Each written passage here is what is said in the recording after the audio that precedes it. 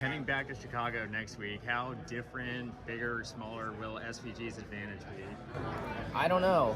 He's obviously gonna be really fast, so yeah, he was, way faster than us last year. So I imagine he'll be really good again. I think teams probably are gonna get their cars better, so that's gonna allow us to, hopefully be closer to him. But I'm sure their car is maybe a touch better than was last year too. But we'll see. I look forward to it. We look forward to the challenge of trying to beat a guy who's way better than us.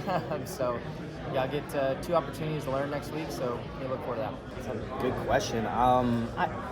He had more disadvantages than advantages going into it.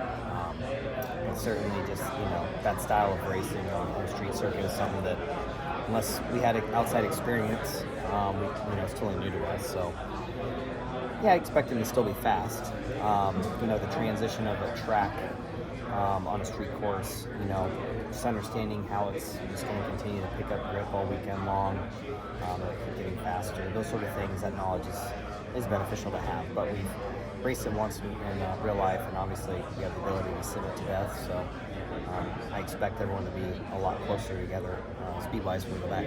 How much does being teammates with SVG help you learn street course racing better? Honestly, not much. I haven't really talked to him about the street course racing at all. When he came on board last year, I would say that he was doing his thing and we're doing our thing because at the time, he was a competitor and he was coming only for one race, really.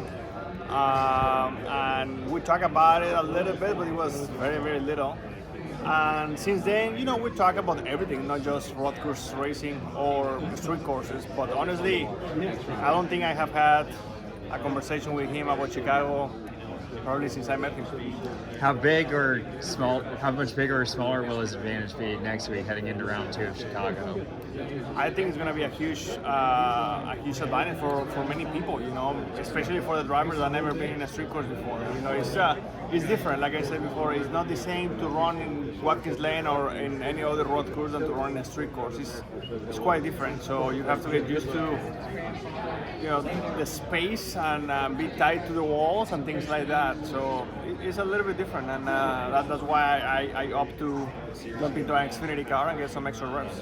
Yeah, I think it'll balance things out a little bit. I feel like it was kind of a perfect storm of new car, new surface, tricky conditions with rain. But obviously he's tremendous and he's done a good job.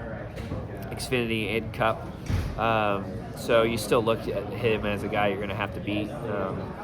But I don't think anyone anticipated him being as good as he was there and as fast as he was in the different conditions. So yeah, I think maybe a little bit less of a head start, or if you want to call it that.